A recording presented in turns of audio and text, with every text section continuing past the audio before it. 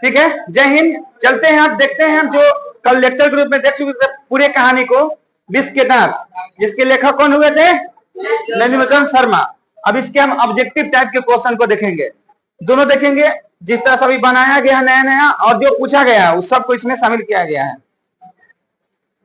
पहले मदन अक्सर किसके हाथों से पीटता था, मतलब हमेशा वो किसके द्वारा पीटा जाता था। लेकिन एक बार उसको मौका बहुत अच्छा मिलता है जो कहानी के अंत में मिला था। क्या था? उसको गले लगाया था और मान सम्मान से बोला ठीक किया। हाँ, तो किसके हाथ पीटते थे वो लोग? पिता के हाथ, पिता के हाथों। आगे, मदन पड़ोसियों के आवारागर्द छोर के साथ क्या कर रहा था? पतंग उड़ा रहा था, क्रिकेट खेल, लट्टू मचा। ठीक है, ऑप्शन सी, लट्टू नचा रहा था। लट्टू आप लोग नचाए कभी कि नहीं? नचता ही नहीं है। तीसरा चले, विष के दांत कहानी किस वर्ग के अनेक अंतर्विधों को उजागर करती है? मध्यम वर्ग, उच्च वर्ग, निम्न वर्ग या दलित वर्ग? तो अमीर साहब है कौन? सेन साहब, उसकी आलोचना किया गया, तो इसका आंसर कौन हो जाएगा? मध्यम वर्ग। आगे, सेन साहब की मोटर कार थी स्ट्रीम इंड, मारुति 800, इंडिका स्ट्रीमर या डिजाइनर मोटर कार, उस कंपनी का नाम क्या था? हाँ, स्ट्रीमर इंड। ये क्वेश्चन पूछा नहीं है, लेकिन ये हमेशा भी यही रहता है कि क्वेश्चन पूछेगा, तो हो सकता है 2026 में कोई पाली में पूछ दे, प्रथम या द्वितीय पाली में, ठीक ना, इसलिए इसमें भी यही लगा देना है, ठीक ना। याद रखिएगा, कौन सेन साहब की जो मोटर थी कौन कंपनी की थी? स्ट्रीमर। किसके अनुसार सेनु ने सिद्धांतों को भी बदल दिया था? 2018 में क्वेश्चन आया हुआ है। बेटियों के अनुसार, खोखा के अनुसार, मदन के अनुसार या गिरधर के अनुसार? क्योंकि खोखा के लिए अलग अपवाद नियम थे और उनके बेटियों के लिए अलग था। इसका आंसर कौन हो जाएगा? खोखा। खोखा के और नाम क्या बताए थे हम? कासू। ऐसे ही लड़के आगे चलकर गुंडे, चोर, डाकू बनते हैं। यह पंक्ति कहानी के किस पात्र ने कही है? माने कहानी में तो बहुत सारे पात्र हैं, आरती है, सालू है, और कौन कौन है? सीमा है, लेकिन उनमें से एक प्रमुख पात्र है जिसका नाम है सेन साहब। ये बात कौन कहे?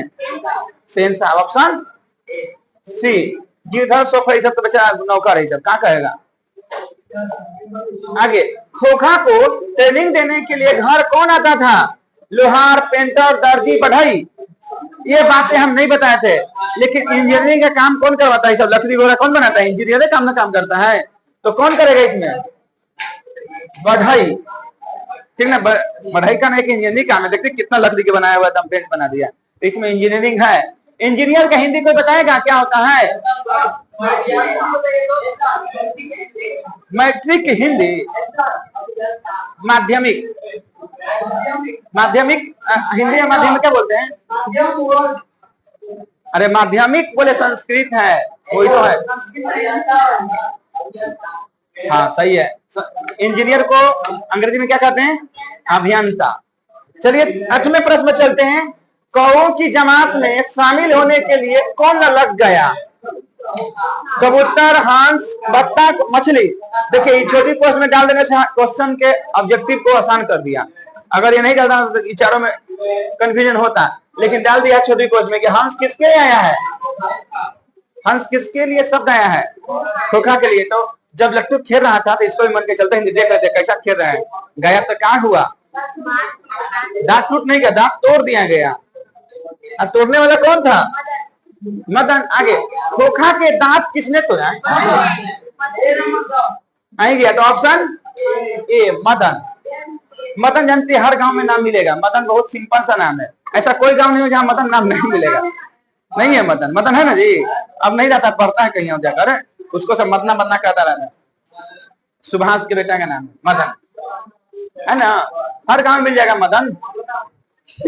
मदन एकदम सिंपल सा नाम है, मदन। आगे, सेन साहब ने किसे खूब फटकार लगाई। गिरधालाल को, खोखा को, मदन को या सैफ अली को? किसको लगाए थे फटकार, मतलब डांटे थे? गलत। गिरधा वो तो चले गया था बोलकर। उसके पिता को, तो पिता कौन था? मतलब ऑप्शन ए, गिरधालाल को। 11 नंबर पर ये नरेंद्र बिलोचन शर्मा का जन्म, ये कवि परिचय में से आ गया। हाँ, 18 फरवरी। हम कहे थे कि ये सभी डेट याद रखना, ये वाला। अब जिसको याद था इसे कर लिया, ऐसे संयोग से 1916 कहीं नहीं दिया है। अगर 1916 भी याद रहता ना तो हम बना सकते थे। हाँ, मान लीजिए यहाँ समय 16 देता है, ये सब एक ही रहता तब। तो याद रखना 18 फरवरी निश्चित रूप से। आगे, मदन किससे उलझ रहा था? सोफा से, सेन साहब से, कासू से या गिरधा से? सोफर जो ड्राइवर था उसी से लड़ जाएगा, हम छुएंगे, वो नहीं छूने दे रहा था। तब गिरधालाल गया था तो उनको पता चला कि लड़ रहा है, दया कि गिरधालाल का मदन के पिता को भी डांटा था। कौन? सेन साहब। तो इसका आंसर कौन हो जाएगा? सोफर से। आप कैसे बोल दिए कासू से? लड़कियां क्या है? कठपुतलियां है। किसे इस बात पर गर्व है? भाई बहन को, चाचा चाची, यहाँ चाचा चाची होना चाहिए, मामा मम्मी को या माता पिता को? तो ये कहीं पात्र नहीं है कि मामा मम्मी इसमें है ना, चाचा चाची आए हैं। भाई बहन आया है, लेकिन भाई बहन बात नहीं बोला है। बात कौन बोला है? माता पिता। तो इसका आंसर कौन हो जाएगा? डी। आगे, सेन साहब की कार की कीमत है कितना रुपए में खरीद कर आया था? 7,500 रुपया में कितने जीरो? उसको बोला राधिका को।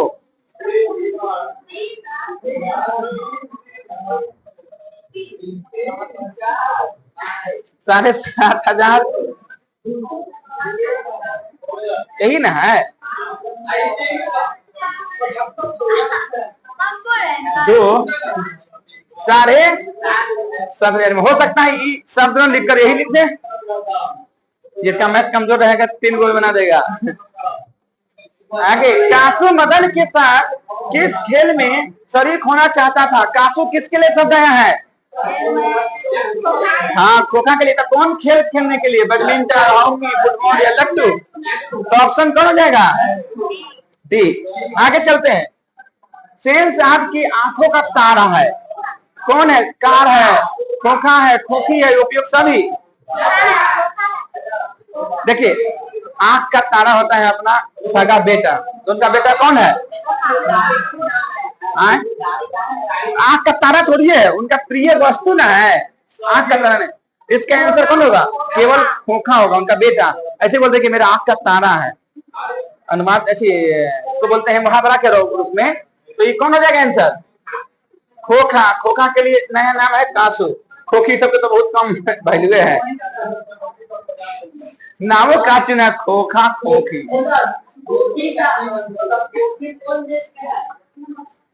खोखी, अच्छा, खोखी कौन देश में भाषा बोली जाती है? ये हमें जानकारी नहीं है। खोखी है। वाह, गुड, अच्छा काम है, पढ़ा है। तो आप लोग याद रखिए, खोखी किस देश की भाषा है? बांग्लादेश में बोले, बंगाली भी बोला जाता है, खोखी बोले। ठीक है, तुम पढ़ा है, ठीक है होगा। आगे, नरेंद्र बिलोचन शर्मा का जन्म कहाँ हुआ था? हाँ, बदरघाट का है, पटना के बदरघाट में। कहाँ है? बिहार में है। अब बिहार कहाँ है? भारत में। भारत कहाँ है? एशिया में। एशिया कहाँ है? धरती पर। धरती कहाँ है? सौरमंडल में। गिरधालाल किसकी फैक्ट्री में किरानी था? मुखर्जी साहब की, सिंह साहब जी की, पत्रकार या सेन साहब की फैक्ट्री में? Option D. चलते हैं 19 नंबर पे। मोटर को कोई खतरा हो सकता है तो हम बोले थे कहानी बताते हुए, अगर किसी से खतरा हो सकता है तो खोखियां सब इतना संस्कारी है कि कुछ कर ही नहीं सकती है। जो करेगा खोखा करेगा। तो आंसर कौन होगा? खोखा साहब। सोफा से क्या है? सोफा तो ड्राइवर है, उसको तो बेचारा का दायित्व दिया गया कि नाम सही से देखते रहना है। आगे, मदन की उम्र क्या थी? हाँ, मदन के बारे में उम्र के जिक्र नहीं किए थे, बच्चा के बारे में जिक्र किए थे कितना है। लेकिन बताइए इसका आंसर कितना है? 5 से 6 साल या 7 से 8 साल या 3 से 4 साल या 9 से 10 साल? तो ज्यादा नहीं होगा, 5 से 6 साल का इसका उम्र है। तो ऑप्शन कौन में है? ऑप्शन 5 से 6 साल। रखने वाला विषय है कि उसका उम्र कितना है? 5 से 6 साल। 5 से 6 साल में उसको कहां देख रहे हैं कि इंजीनियर बना देना है। विष के दांत कहानी के रचयिता कौन है? मतलब इसके लेखक कौन है? जो लिख रहा है जी, यहाँ ध्यान समझा रहे, वहां समझ, यहाँ ध्यान दीजिए। विष के दांत कहानी के रचयिता, अगर यहाँ पर आ जाए कि लेखक, तब लेखक भी आ जाए या रचनाकार रहे या रचयिता रहे, दोनों का मतलब एक ही है। इसका आंसर क्या होगा? नलिनी बिलोचन शर्मा। आगे चलते हैं। नलिनी बिलोचन शर्मा ने एमए किस विश्वविद्यालय से किया था? रांची, पटना, मगध या दिल्ली?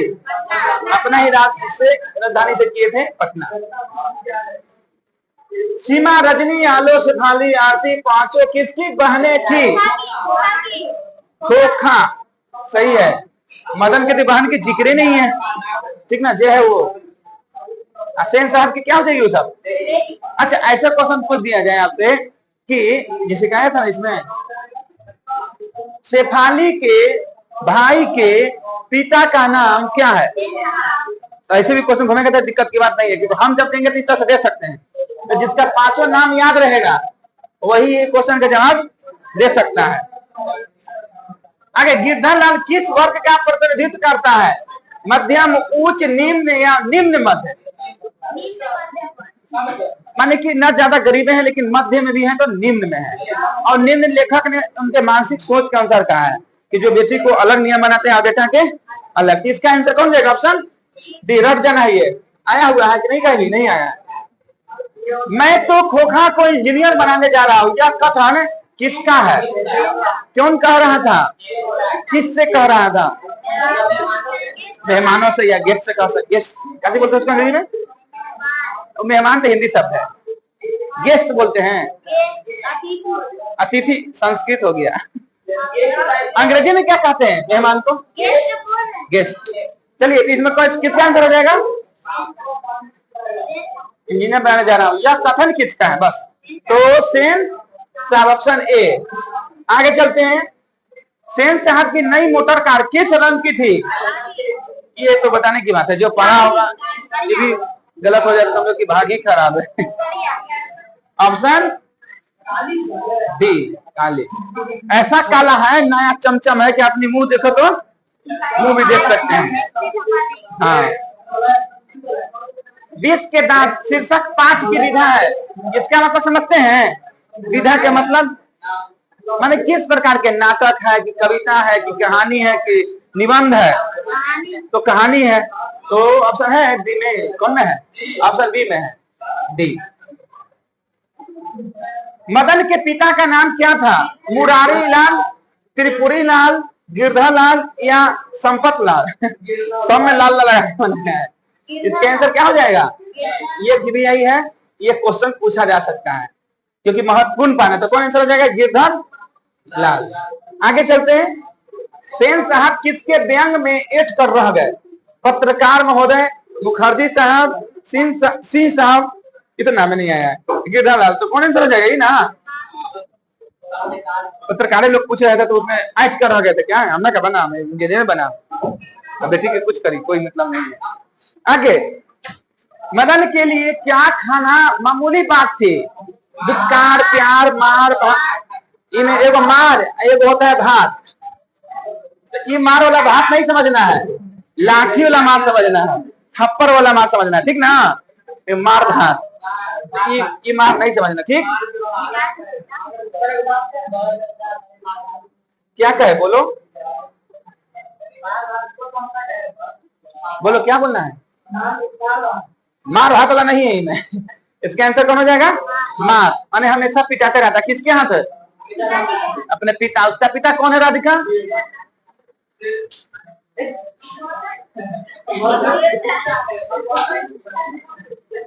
मदन के पिता का नाम बताइए। सेन साहब ना? बोलो बोलो। भूल जाते तो बहुत कंफ्यूजन होती है। तो यहाँ के बैठो, आगे जल्दी यहाँ के बैठ। चलिए आगे चलते हैं। 31 नंबर क्वेश्चन में देखते हैं। चल, केवल वाइजनेस से आ जाना चाहिए, लड़की देने से नहीं। अब बताओ तो सब, हम बताते रहते हैं जगनी से। बताओ, नलिनी मुलचंद शर्मा जी की मृत्यु कब हुई? आपकी एक लड़का एक लड़की बताएगी। आगे 32 नंबर लड़के से बताएगी। नलिनी मुलचंद शर्मा द्वारा लिखित कहानी निम्नलिखित में तो कौन है? ये तो दमसान आ गया। नलिनी मुलचंद शर्मा जन्मजात कौन सी भाषा या भाषी थे? उधर हम बताए थे जीवन परिचय में कि जन्मजात वो कौन सी भाषा बोलते थे? भोजपुरी। बदरघाट आसपास में बोला जाता है, उधर भोजपुरी इसलिए होगा। तो आंसर कौन हो जाएगा? रहुआ के पढ़ाई निक लगा था नहीं थे? भोजपुरी बहुत नीक भाषा बा, लेकिन सुखवा तब ना उस तरह से बोला जाता है। ठीक है, अब ठीक है तो चलते हैं। सेन साहब की 5 लड़कियां कैसी थी? उधार, ना समझ, मूर्ख, सुशील।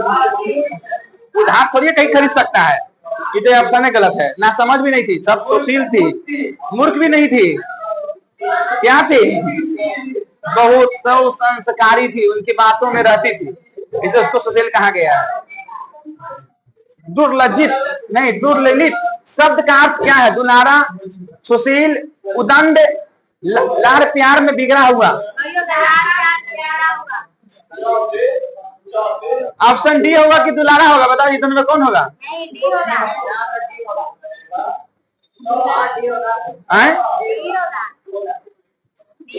यहाँ परे महंत के जैसा मारेंगे ना, क्या हुआ? मारेंगे तो बुखारे भाग जाएगा तुम्हारा। अब भगा देंगे तब। तू डंडा नीचे खाली मत निकाल, अच्छी हाथ नीचे मत करना। 100 रुपये ने बोली है, हम जितना मारे था 100 रुपया देते हैं, इसको मारते हैं। 100 रुपये का बजे लगाइए ना, 100 रुपया है। पहले मारेंगे, हाथ तोड़ देंगे, लेकिन मार के। चलिए, लाड़ प्यार में बिगाड़ा हुआ ही होगा आंसर, ऑप्शन डी। कौन बिगाड़ा हुआ है मदन को? ये अच्छा कासू को। माता जी ने कौन कम है? हाँ, क्या हुआ? आगे चलते हैं 36 नंबर प्रश्न में। 20 के दांत शीर्षक 5 किस कहानी संग्रह से लिया गया है? देखिए कई बार पूछा जा चुका है। 23 में, 24 में। पहले 23 देना चाहिए था, तब 24 लिख दिया, 24 तब 23। कोई बात नहीं, कौन होगा? हाँ, यही कहानियां लिखने के लिए भी 2 नंबर में आ जाएगा। 20 के दांत कहानी कहाँ से संग्रहित है, उन रचनाओं को लिखे, तो ये इतना लिखना पड़ेगा। तब यही कहानी है ये पूरा यहाँ से लेकर यहाँ तक जो है ना, एक बुक है और वह में से कोई कहानी ले लिया गया है। अन्य कहानियां मतलब इसमें और भी कहानियां हैं। हाँ, इसके आगे नहीं, इसके अन्य कहानी इसी तरह के और कहानियां इनमें संग्रहित है, इसका कहने का मतलब हुआ। ठीक है, आगे चलते हैं। नलिनी मुलचंद शर्मा की स्कूल की पढ़ाई कहाँ हुई? Miller school, GD Patil, Patna high court, Patna collegiate.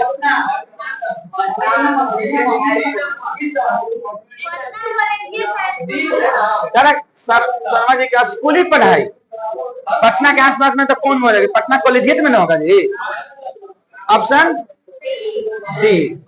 आगे चलते हैं 38 में। वाकिफ शब्द का अर्थ क्या है? सभ्यता, घटना, परिचित, क्रूर। क्या होगा? वाकिफ मतलब एकदम आप उसके व्यवहार से वाकिफ है, मतलब परिचित है, माने मालूम है। इसके शब्द की जगह मालूम भी कोई शब्द आएगा तो हो सकता है, तो परिचित हो जाएगा। आगे 39।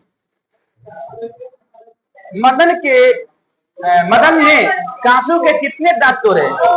देखो तुम सबके इस चैप्टर से अगर क्वेश्चन आता है तो छूटना नहीं चाहिए। अगर छूट रहा है तो समझो कि तुम्हारी भी कोई कमी है। तो हमारे तरफ से जितना हो सके उतना सर भी मेहनत कर दिए पीडीएफ बना के हम ही बता दे रहे हैं। अब बाद में कभी ऐसे तरह से डिस्कशन नहीं किया जाएगा, समय नहीं रहेगा कि डिस्कशन किया जाए। जल्द जितना हो सके इसको वही माइंड में कर लो। आंसर कितना हो जाएगा? 2। लेखक नलिनी बिलोचन शर्मा की माता का नाम क्या था? उनके माता का नाम क्या था? रत्नावली शर्मा। माता पिता से भी नाम पूछते हैं। आया हुआ है 2023 के दूसरे पाली में, एनुअल में आया है। आगे, खोखा किसका उपनाम है? कासू का। ये तो कई बार चर्चा भी हो चुका है। मदन किसका बेटा था? ड्राइवर का, गिरधर का, मुखर्जी साहब का, पत्रकार महोदय का? गिरधर का। Option B. ड्राइवर आया है लेकिन ड्राइवर के लिए सोफर शब्द आया ना। सेन साहब का मित्र क्या था? डॉक्टर, वकील, पत्रकार, शिक्षक? डॉक्टर नहीं था, पत्रकार महोदय से बात तो गए थे, रह गए थे, तो कौन हो जाएगा? ऑप्शन सी, पत्रकार। सेन साहब की कितनी लड़कियां थी? 4, 5, 2, 7। कौन इस क्लास में है जो सभी लड़कियों का नाम बता सकता है? बताइए। रजनी, शेफाली, आलोक, एगो आरती, हाँ, और कौन बच गया? सीमा बच रहा था। चलिए हो गया। सबसे इसमें छोटा कौन है? ये 5 में नहीं, सबसे छोटा भाई बहन में कौन है? खोखा। कह दिया गया है कि सबसे छोटा भाई मैंने बहनों में सबसे छोटा कौन है? खोखा। बहनों में सबसे छोटा बच्चा उनके यहाँ कौन है? आगे, 20 के दांत समाज के किस वर्ग की मानसिकता उजागर करती है? उच्च वर्ग, निम्न वर्ग, मध्य वर्ग या निम्न मध्य वर्ग? अब कौन होगा आंसर? तो वो तो गिरधर लगता है, लेकिन कहा है कि समाज के, तो कौन हो जाएगा? ऑप्शन सी, मध्य वर्ग हो जाएंगे। देखिए उसमें जो बोला गया था कि सेन साहब से संबंधित उनके सोच विचार के कारण निम्न मध्य तो है, लेकिन निम्न मध्य में भी क्या है? निम्न है। आगे, 20 के दांत कैसी कहानी है? सामाजिक, ऐतिहासिक, धार्मिक, मनोविज्ञान? धार्मिक तो कोई धर्म के बारे में आया नहीं है, इतिहास के बारे में कुछ नहीं आया है, समाज से भी पूरा लेकर नहीं, वो व्यक्तिगत बात को, मुद्दा को लेकर उठाया गया है, पूरा समाज को नहीं बताया गया। भले उसके से बताया गया है लेकिन पूरा समाज के बारे में नहीं है। क्या है यह? एक मनोविज्ञानिक कहानी है। मनोविज्ञानिक का मतलब समझता है हम अपने आप में सोचने के लिए, मतलब कि हम ये कल्पना कर सकते हैं कि अभी तुम जो बिहेवियर कर रही है बाद में भी यही करते रहेगी। जैसे सेन साहब के मनोविज्ञान को पढ़ लिए कौन? नलिनी बिलोचन शर्मा, और उनको देखे होंगे, उनको देखने के बाद पता चल गया होगा कि अच्छा तुम बेटा के लिए क्या सोच रहे हैं और बेटी के लिए क्या सोच रहे हो। मन के भावों को समझ लिए, आप पूरा कहानी लिख दिए। इसी प्रकार की कहानी को बोलते हैं मनोवैज्ञानिक कहानी। कितनी मनोवैज्ञानिक कहानी है कि उनके मन के पढ़ के पूरा कहानी लिख दी। बहुत बड़ी बात होता है। इसको अंग्रेजी में बोलते हैं साइकोलॉजी। आगे जाके पढ़ेगा ना, 10th बाद लेगी तो जिस किसी का पढ़ने का मन है साइकोलॉजी से डॉक्टर पढ़ा जाता है। कोई दवा भी तो ठीक करेगा तो वैसे ठीक कर देगी। साइकोलॉजी में अगर मैं किसी को भूत धर ले तो उसको समझा कि देखो भूत नहीं होता है, ये सब झूठ है। झूठ ऐसे कहे से नहीं होगा, प्रमाण देना पड़ेगा झूठ है। तो हमको कहीं बांध कर तो हम कुछ नहीं होगा, तो उसको प्रमाण मिल जाएगी, हाँ सही बात है, फिर नहीं डरेगा वो। इस तरह से मिलते हैं, दवा भी सब काम करता है, मन के विज्ञान पर काम करता है लोग। आगे 47 पे चलते हैं। नलिनी बिलोचन शर्मा के पिता का नाम क्या था? राम अवतार शर्मा, राम स्नेह शर्मा, राम अवतार शर्मा, रामा अवतार शर्मा जी हैं। Option D. दृष्टिकोण किनकी रचना है? रामावतार शर्मा, नलिनी बिलोचन शर्मा, मोहन राकेश या प्रेमचंद? नलिनी बिलोचन शर्मा। देखिए इनमें 4 गो आया है, लेकिन इनके बारे में कुछ इतना विशेष नहीं जिक्र इतिहास में, लेकिन इन दोनों के बारे में बहुत विशेष है। इनका एक रचना है आषाढ़ का एक दिन नाटक, बहुत प्रसिद्ध है, आगे चल के पढ़ने को मिलेगा। इनको तक बोलते हैं कलम का पता है कलम का सिपाही, इनको बोलते हैं कथा सम्राट। आप क्लास 8 में पढ़े हुए इनके कहानी है वो ईदगाह, हाँ 10th में अंग्रेजी में दे दिया है ना, कुछ की रात है ना। तो बहुत प्रसिद्ध है हिंदी साहित्य के सबसे अगर चर्चित कोई कहानीकार है, लेखक है, उपन्यासकार है तो कौन है? प्रेमचंद। अरे बहुत सारे लोग हैं, ये भी हैं, लेकिन इनके इतना नहीं है, कभी इनका योग नहीं कर सकते। तुलना करेंगे तो इन बहुत पीछे रह जाएंगे। ये बहुत लगभग 300 कहानियां पढ़ चुके हैं। हम अपने जीवन में सबसे ज्यादा अगर किसी के कहानी को पढ़े हैं और सबसे ज्यादा कहानी को आंके हैं कि किस मुद्दा तक वो बता सकता है, लिख सकता है, तो व्यक्ति यही है। अमीर के बारे में लिख दिए, गरीब के बारे में लिख दिए, दलित के बारे में लिख दिए, समाज के उन अवस्थाओं के बारे में लिखे जिन अवस्थाओं के बारे में कोई सोच नहीं रहा था। इनकी सबसे प्रसिद्ध रचना है गोदान। हाँ गोदान, इसके ऊपर 4-5 घंटा के वो सिनेमा बना हुआ है। जब देखेगी तुम लोग सिनेमा हो तो लगेगा ना कि कौन दुनिया में आ गए हैं। गोदान के लेखक यही है, उन्हीं के ऊपर बनाया गया है। फिल्म हीरो नहीं है, मेरे को बूढ़ा आदमी बनाया है, उसका नाम नहीं हम जान रहे हैं, नाम होगा, प्रसिद्ध आदमी वो भी है। कभी देखिएगा गोदान, ठीक ना, कभी मौका भी देख सकती है। बहुत भी हिंदी में है, प्रेमचंद जी का है गोदान। आप नोट में पॉइंट लिख लीजिएगा कि गोदान किनकी रचना है, तो लेखक कौन हो जाएंगे? प्रेमचंद। आगे चलते हैं। नलिन बिलोचन शर्मा के अनुसार महल और झोपड़ी वालों की लड़ाई में अक्सर कौन जीतते हैं? महल वाले, झोपड़ी वाले, मासूम, ये इनमें से कोई नहीं। महल वाले जीत होता है क्योंकि उसका पहुंच होता है, उसके पास शक्ति होता है। लेकिन ऐसे पटका पटकी किया जाए ना तब झोपड़ी वाला क्या होता है? जीत जाता है, मार कर हर के चल जाएगा, ठीक ना। लेकिन पैसे कौड़ी और इतना हिम्मत होता है उन लोगों का, इतना वर्चस्व हो जाता है कि जीत हमेशा किसका होता है? महल वाले की होती है। हाल ही में मेट्रो बन रहा है पटना में मेट्रो बन रहा है, तो सब जाएगा ना सेवाला पर नहीं होते हुए, जो घर है 4-10 महला इतना, उसको बचाने के लिए रोड पर चढ़ा दिया। अमीर लोग रहते हैं पैरवी की, यहाँ आओ सबके घर तोड़ दिया गया है। आप जानते घर को बचाने के लिए रोड पर ला दिया गया, अपार्टमेंट को घर पर ला दिया गया। ये हम बेवकूफी देखे इंजीनियर और वहां के सरकार के। वो भी जाएगा तो दिमाग लगाएगी ना तो पता चल जाएगा, अच्छा ये घर के बचाने के लिए रोड ऐसे किया गया। जैसे रोड जा रहा था ऐसे सबके घर टूट गया, यहाँ भी घर है, यहाँ भी घर है, यहाँ भी घर है, वो घर ऐसे बना नहीं यहाँ पर, टूटेगा तो सब खत्म ना कर देगा। तो यहाँ से क्या किया है?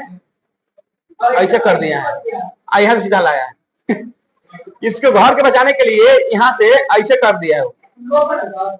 नहीं सगुना नहीं, शिवाला पर जाएगा ना और उधर मोती चौक से उधर ही मिल जाएगा, वैसे बगल में घर में, बस उसी को बचाने के लिए किया गया। तो क्या कहिएगा? ये सब महलों वालों की बात है, तो वो टूटता था कम से कम करोड़ों के में क्षति है। लेकिन आज 200 अरबों के क्षति को उसको दिक्कत नहीं है, लेकिन एक अमीर का घर है अरबों का करोड़ों का, तो उसको बचा लिया गया और रोड पर कर दिया गया। आज जाम पड़ता है तो यहाँ से लेकर बीटा जाम लग जाता है। उसके कारण बीटा तक जाम लग जाता है। लेकिन ये कारण है कि बन जाने के बाद प्रहीन हो जाएगा, लेकिन कहीं ना कहीं पक्षपात किया गया है। चलिए आगे देखते हैं। आज का अंतिम क्वेश्चन है साहित्य का इतिहास दर्शन। ये का जो है अंतिम में होगा, इसमें सटा हुआ नहीं है, का ऐसे होगा यहाँ, ठीक ना। साहित्य का इतिहास दर्शन किनकी रचना है, मतलब ये ग्रंथ कौन लिखा है? तो नलिन बिलोचन शर्मा। हम इन्हीं के बारे में पढ़ाई रहे तो अभी तो बन ही जाएगा। जब हम 10 को कहानी 5 को कहानी पढ़ा लेंगे, एकदम खिचड़ी होगा ना, तो थोड़ा बहुत दिक्कतें होगी। लेकिन जिसका अभी कंप्लीट होते जा रहा है उस दिन भी दिक्कत नहीं होगा। जैसे देखो इसको दिक्कत नहीं होगा, समझ ले। उठो जी, श्रीनिवास की कहानी का नाम बताओ। हाँ सबसे, हाँ दही वाली मंगम्मा। दही वाली मंगम्मा को हाथ किसने धरा था? याद है ना? जब समझ ले उसको कोई दिक्कत नहीं है। जैसे इसे पूछते हैं, उठो। हाँ उठो। ढाते विश्वास कहानी किस भाषा की कहानी है? हाँ, ये कहानी में किस बांध की चर्चा आया है? और बड़का बांध नाम बताओ। दलई बांध का भी आया है, सही है। और बड़ा बांध का नाम बताइए। तुम बताओ आदित्य, कौन बांध के बारे में आया चर्चा? महानदी बांध, हम मारेंगे तुमको ना। बैठे तुम तो बैठ। बताओ, लक्ष्मी का पति कहाँ काम करने गया था? लक्ष्मी अपने अंत में कौन हालत में किसी बच्चे को उठाकर छाते लगाती है? हाँ, किसके बच्चों को? हाँ, प्यार के कारण कि हमारा बेटा है, मेरा ही बेटा जा रहा है। सही है, ठीक है। देखो याद है, समझा हुआ। अब ऐसे 4-5 को कहानी पढ़ा लेंगे। अगली बार अब की बार आएंगे तो हम पढ़ाएंगे धरती कब तक घूमेगी। बीच वाला कहानी छोड़ेंगे, अंत वाला कहानी बता देंगे ताकि दोनों के बीच में बच्चा रहे। अब फिर अंतिम तो होता रहेगा। तुमको से पूछे तो उठो उठो उठो उठो, पूछ ही लेते हैं। ठीक है, तुम बताओ, ढाते विश्वास कहानी के लेखक कौन है? एकदम आसान तो है, बताओ कौन है? वीरेश्वर। उस संस्कृत में चली गई। कौन बता सकता है? बता दी। सात कोरी होता। गजब। शांत नहीं, 7 कोरी होता। तो बताओ, ढाते विश्वास कहानी के प्रमुख पात्र कौन है? यही हम बता देंगे सर। ठीक है, आज के लिए इतना ही रखते हैं। होमवर्क में वो क्वेश्चन लिख लीजिए आप लोग। होमवर्क में लिखिएगा, हिंदी भाषा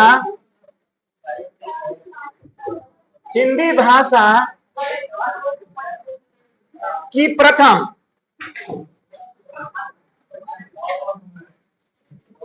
महाकाव्य